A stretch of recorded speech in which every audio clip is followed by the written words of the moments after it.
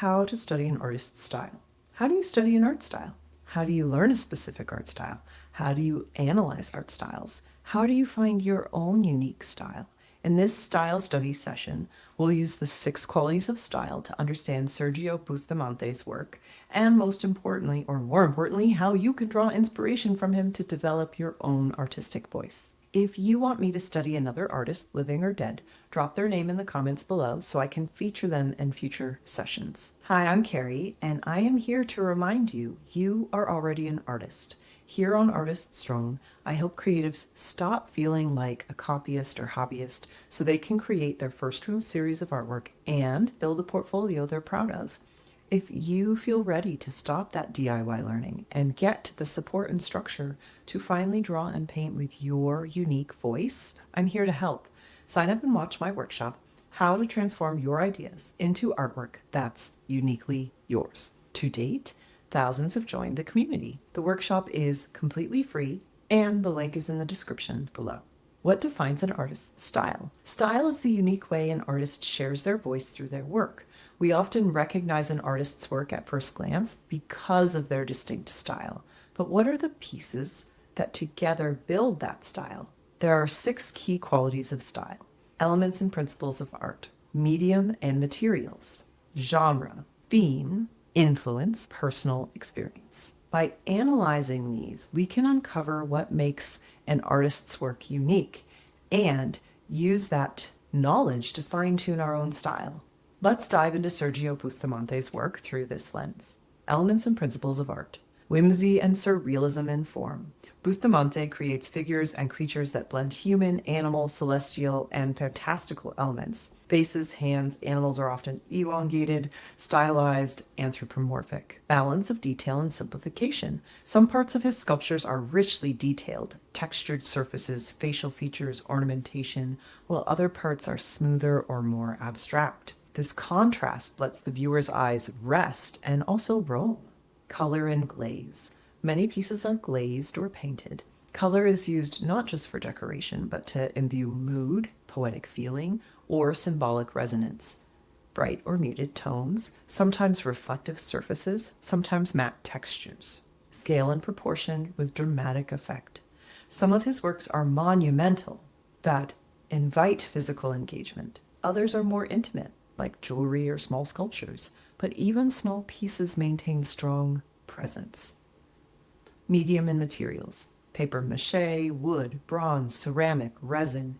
He began with papier-mâché in earlier work, later expanded into bronze, wood, ceramics, resin, also mixed metalworks, brass and copper, and glazing. Mixed media and craftsmanship.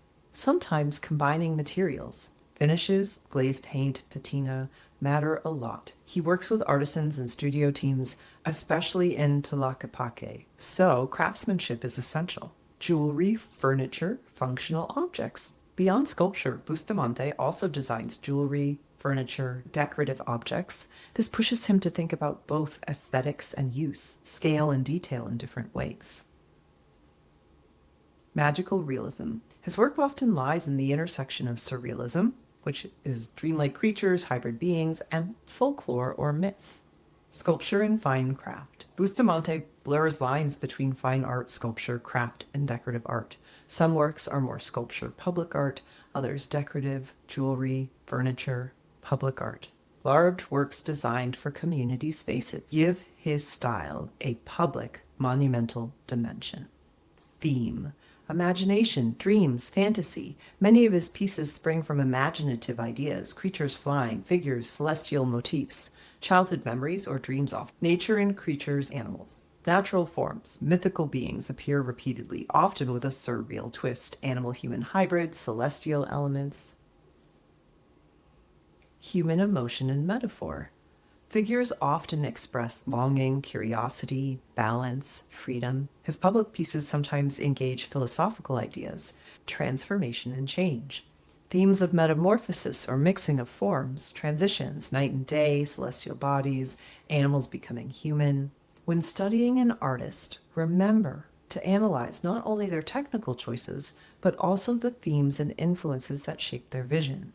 Use the 6 qualities of style as a guide to discover how your own experiences and values can inform your creative practice. This is the kind of thing I do inside Artist Strong Studio, where I guide people through filling in any gaps in their skill so they confidently express themselves through unique original art. We have an entire section dedicated to developing an understanding of our own influences and how to make choices moving forward that reflect our unique vision and voice for our art. If that sounds exciting to you, you can learn more when you sign up for my workshop, How to Transform Your Ideas into Artwork That's Uniquely Yours, for free.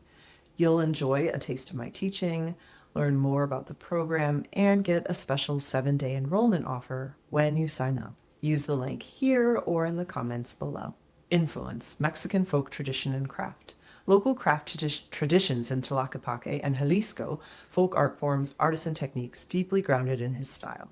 Architecture training. Though he didn't complete architecture, that training shows up in compositional thinking, structural balance, sometimes furniture design. Surrealism, myth, and literature. Literary sources, myth, dreams seem important. His imaginative creatures often echo mythological or symbolic references. Public interaction and site-specific artworks. Works intended for public spaces influence scale, durability, visibility, and engagement. Personal experience. Bustamante was born in Culiacán, Sinaloa, Mexico.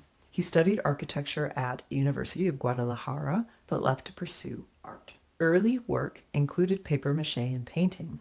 Over time, he expanded mediums. He established the family workshop studio in Tlaquepaque, Jalisco in 1975. His themes and style have shifted with maturity, from lighter fantasy to deeper emotional undertones, more introspective work. He sees his pieces as stories, often encouraging the viewer's imagination. Many works are limited edition, handmade, emphasizing the artisan aspect. How to apply this to your art. Here are some ways you could borrow from Bustamante's style to enrich your own work. Experiment making sculptures or three-dimensional pieces with imaginative creature forms or hybrid beings. Play with mixed materials. Combine wood, metal, ceramic. Add glazing or patina for texture and color. Include dream or myth themes. Let your personal memories or fantasies shape your subject matter. Balance detailed expressive parts with calmer sections to give visual rhythm. Consider scale. Smaller works are intimate. Larger works or public-facing pieces can invite interaction. Sergio Bustamante's art is a remarkable fusion of fantasy, craft, emotion, and imagination. His style emerges from a combination of folk art tradition, surreal aesthetics, skilled material use, and deep personal vision. What stands out is that his style continues to evolve, but even early papier-mâché and painting works already show his voice. As you grow as an artist, your style will too, shaped by the qualities you repeatedly return to. Now tell me, what element of Bustamante's style do you feel drawn to? Which part do you want to try in your art? Thank you so much for watching. As always, please like and subscribe to my work to never miss an episode, and tell me what you'd like to learn about in the community tab. Your ideas determine the content I create. Remember, proudly call yourself an artist. Together, we are Artist Strong.